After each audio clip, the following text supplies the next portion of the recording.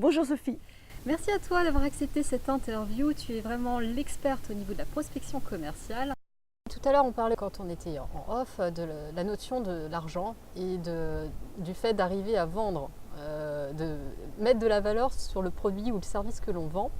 Et ça, en général, c'est devenu très compliqué. En France, en tout cas, c'est très compliqué. Est-ce que tu peux en dire un petit peu plus? Oui, c'est-à-dire que quand il faut présenter un tarif, quand il faut présenter un prix, souvent il y a une appréhension de la personne qui doit présenter ce prix-là à une autre personne. Donc ça, c'est vraiment à prendre en considération dans le sens où ce qu'il faut savoir, c'est que quand vous créez votre produit, c'est vous-même qui apportez la valeur à ce produit. Donc c'est à vous de définir un prix qui vous semble être le plus juste possible. Oui, personne d'autre que nous ne connaît mieux ce produit.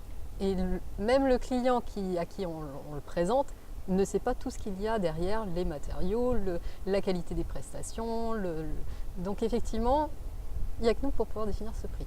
Absolument. Non, non seulement il faut savoir que par rapport à un produit que vous allez présenter, vous-même êtes plus à même de présenter la valeur. Vous le connaissez vous-même, ce produit, vous l'avez confectionné en général. Donc le système de valeur est très important dans le fait où quelque part vous vendez, vous avez conscience de vendre une valeur.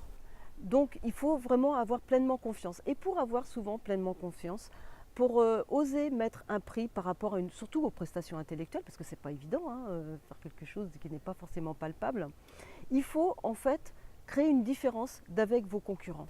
Donc se poser la question, quelle est ma valeur ajoutée par rapport aux autres? C'est ça. Qu'est-ce qui fait que Exactement. je pourrais faire payer plus qu'un concurrent? Alors, ou en tout cas différemment. Différemment. Avec un produit différent qui ne pourra pas être comparé du coup. Voilà, exactement. Parce que ce qu'il faut savoir, c'est l'être humain, il est dans la comparaison. On compare toujours quelque chose par rapport à quelque chose d'autre. Donc pour couper court à cette comparaison, eh bien, il suffit de créer une différence par rapport à votre produit et ensuite de le présenter au client. Et là, le client va se dire, bah, effectivement, je ne peux pas, je peux pas me différencier. Je ne peux pas en fait comparer ce produit-là avec un autre parce qu'il est différent. Oui, ce n'est pas la même chose. On ne peut pas comparer les fameux choux et les carottes. Exactement. Et c'est là où vous mettez de la valeur. Alors ça peut être dans des prestations, ça peut être dans des conseils supplémentaires. Et c'est là vraiment où vous créez de la valeur. Et vous êtes sûr de vous, vous avez confiance en vous. Et vous pouvez vraiment présenter cette valeur-là à votre client.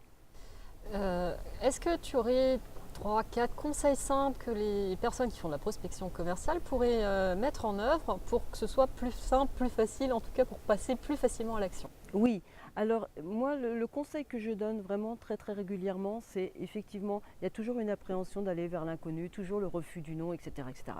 Il faut savoir que le non, il ne faut pas forcément le prendre pour vous. Oui, certains disent oui, certains disent non, mais peu importe, suivant.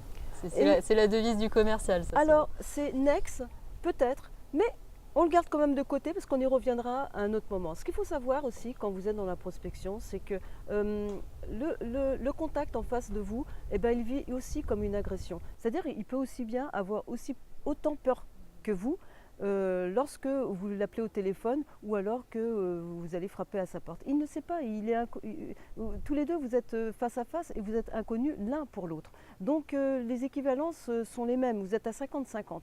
Donc c'est quand même à vous d'apporter, de vous présenter et puis d'apporter un discours de conseil pour vous faire apprécier et je dirais même un conseil de sympathie. C'est là où on arrive à un procédé que moi je mets en place très régulièrement dans la prospection. Il est inutile de vous amuser à téléphoner pour espérer prendre un rendez-vous. Oui, bonjour, je suis un tel et je voudrais prendre rendez-vous avec vous. Oui, c'est bien, mais il ne vous connaît pas.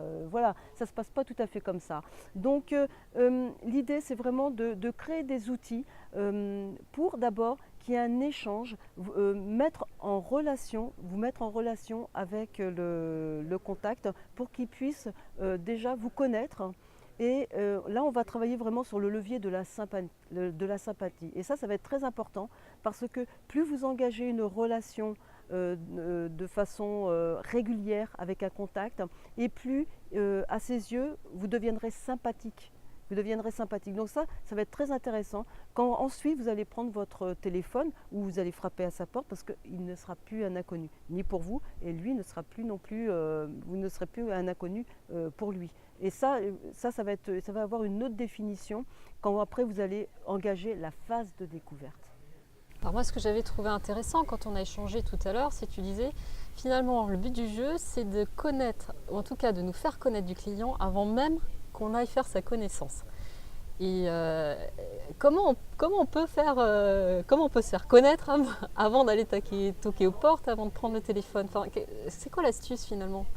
Alors, c'est créer des outils qui vont agir un petit peu comme un assistant virtuel. C'est-à-dire, par exemple, vous pouvez mettre en place des vidéos qui vont accréditer votre expertise. Il est quand même important, c'est incroyable de penser l'inverse, il est quand même important que ce soit vous qui présentiez votre expertise, qui fassiez connaissance avec votre future clientèle et non l'inverse. C'est pas au client de se dire bah, c'est qui celui-là, qu'est-ce qu'il fait, est-ce qu'il pourrait m'intéresser, est-ce qu'il répond à mes besoins. C'est quand même à vous qui allez vers votre contact de le rassurer, de mettre en confiance, d'engager la relation et comment vous pouvez le faire bah, en démontrant que vous avez une réelle expertise. Et puis là, sur n'importe quelle expertise, hein, que ce soit prestation intellectuelle ou bien vente d'un produit quelconque, c'est à vous de démontrer votre valeur et pas l'inverse.